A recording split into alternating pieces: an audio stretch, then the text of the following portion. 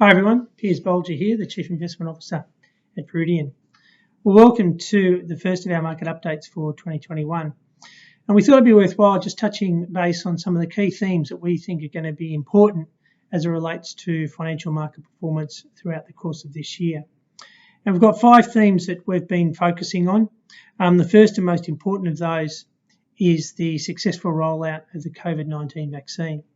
To date, we've seen roughly around about 50 million people globally be inoculated against the COVID virus, but we expect this to pick up significantly through the first half of this year. And that then leads to a more broad-based global economic recovery.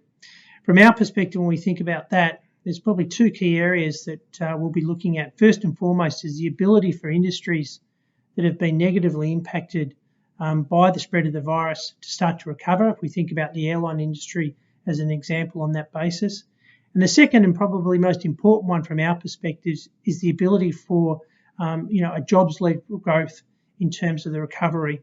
The ability for the unemployment rate, both domestically and globally, to start to move lower, we think is going to have a really significant positive impact in the context of financial markets, simply on the back that people with a job tend to spend more, and we start to see that shift of dollars throughout the economy start to speed up.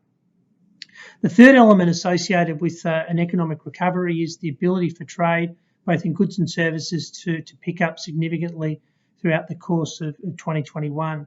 We saw a significant negative impact in terms of trading of goods and services, particularly on the service side, throughout the course of 2020 due to the lockdowns, and we think the ability for a reopening of the global economy, the ability for industries that were impacted negatively by COVID start to reopen. We think that's going to be positive from a trade point of view, and we think that's ultimately going to lead to greater wealth being created and the ability for individual corporates to start to, as I said, to find new investment opportunities that are only going to be benefit the overall wealth outlook over the medium term.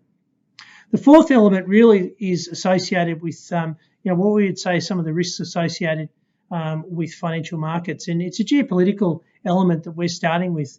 We've got a new administration in the US, and we think that certainly the trade tensions that we've seen between the US and China aren't going to go away throughout the course of 2021. Equally, how the US deals with China in terms of the geopolitical front, we think is going to be very important in terms of how financial markets price risk and how they view investment opportunities as it relates to both the US and China. Equally, on the geopolitical front, the US needs, in our view, to start to build bridges back with allies, both in Europe and in Asia. And we think that's going to have, a significant impact in terms of how geopolitics works and operates throughout the course not only of this year, but also over the full new administration's term. So the geopolitical front, we think, certainly can be one of the risks associated with financial market performance throughout the course of this year. And the final theme is the policy theme. And we're looking at this both in the context of central banks, as well as what we're seeing from government response to the spread of COVID. Now, as we know, throughout the course of 2020, both central banks and governments were very accommodative in the way that they responded to COVID. We saw significant fiscal packages both domestically and globally. We're looking at another $1 trillion package in the US to be rolled out over the next little while. And equally, central banks, by and large, now are operating in a zero-rate environment and continue, as I said, to maintain a high level of quantitative easing through bond purchase programs and also the purchases of mortgages. We see no change in that liquidity footprint over the course of 2021, and we expect that, as I said, to provide a significant uplift to financial market performance, particularly if the global economy can reopen and we start to see a significant decline in the unemployment rate globally that will enable, as I said, the consumers to start to spend more. Balance sheets, by and large, are in pretty good shape on that front. So, as I said, if we can see that unemployment rate move lower, we think that's going to be positive for financial markets.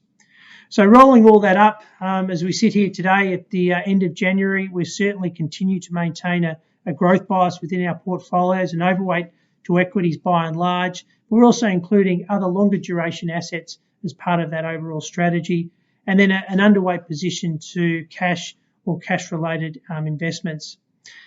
We think that's an appropriate strategy at this point in time, albeit noting that, as I said, there are still quite a number of risks associated with each of those key themes, and certainly the rollout of the vaccine being the primary objective on that front.